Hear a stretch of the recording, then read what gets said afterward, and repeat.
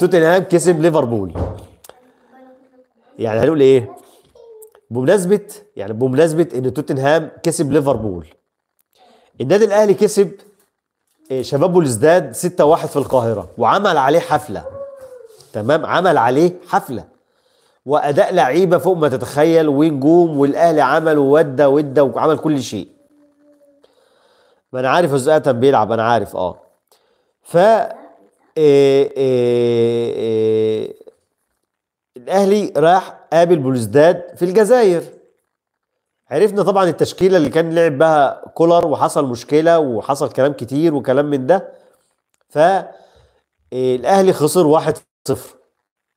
ريال مدريد كسب 2-0. الف مبروك للريال، يبقى الريال والبرشلونه في النهائي ان شاء الله كاس سوبر الاسباني على ارض سعوديه.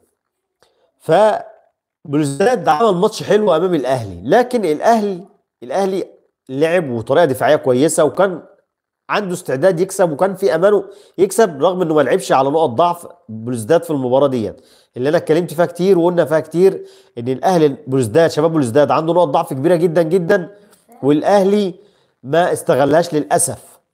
ودي كانت غلطه كولر لانه ما استغلش حاجه زي دي. ومعنى ان غلطه كولر ما يعرفش حاجه زي ديت، او الجماعه اللي معاه في الجهاز، اللي هم محللين الاداء، لما بيتكلموش في حاجه زي ديت وما يعرفوش حاجه زي ديت، ان نقط دفاع بلوزداد ضعيف، وان حارس مرمى ما بيعرفش يمسك كوره، والكلام الكتير اللي احنا اتكلمنا فيه قبل كده، يبقى ده عيب كبير قوي. لازم الناس دي تقف عند مكانها، وحد ينبهها للي هم بيقولوه. فالاهلي لاعب بلوزداد فاتغلب 1-0. فالدنيا قامت على النادي الاهلي ساعتها وهاجت وماجت، وصياح بقى وكولر واللعيبه واللي كلنا زعلنا. ده حاجه تزعل، حاجه تزعل، ده اكيد ما فيش مشاكل. تمام. لو جينا قبلها بقى او في نفس المده دي، اي حد يقول زملكاوي يقول له يا بالونه بالونه. ايوه يا سندي. جه قبلها وفي نفس التوقيت ليفربول كان بيلاعب توتنهام في الدوري.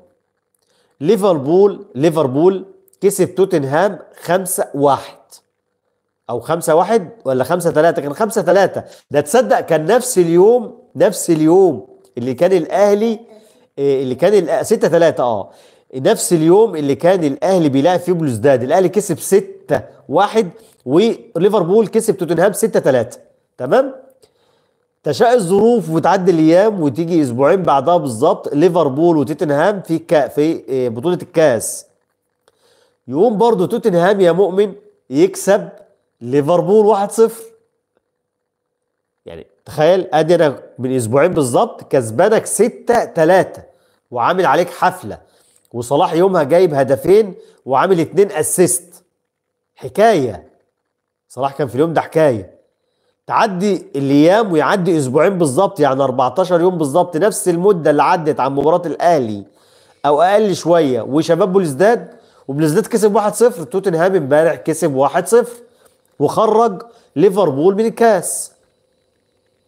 لا سمعنا بقى اقاله المدرب ولا اللعيبه الفاشله ولا الاداره الفاشله ولا اي حاجه من الكلام ده كله، بل بالعكس قال لك التحكيم اثر على المباراه، مفيش مشاكل وحسب الكلام،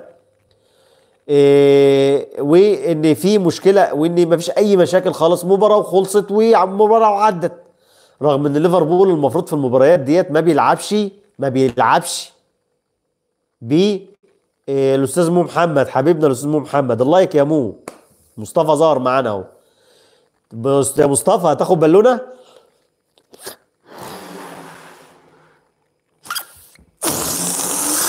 البالونه بتاع امام عاشور يا مصطفى، عايز بالونه؟ ف توتنهام كسبت ليفربول وطلعت ليفربول من الكاس، وليفربول كان بيلعب بالفريق كامل وفول تيم. انا بقيت لسه بنفو، ايوه طبعا. ده انا جايب بلالين كتير اهي، بص بلالين كتير اهي. كل ما الف على محل عشان اجيب بلالين ما الاقيش. انه يوم البلالين يا اخ مصطفى. فالنادي الاهلي خسر زي ليفربول في الدوري الانجليزي، لكن احنا عندنا الاعلام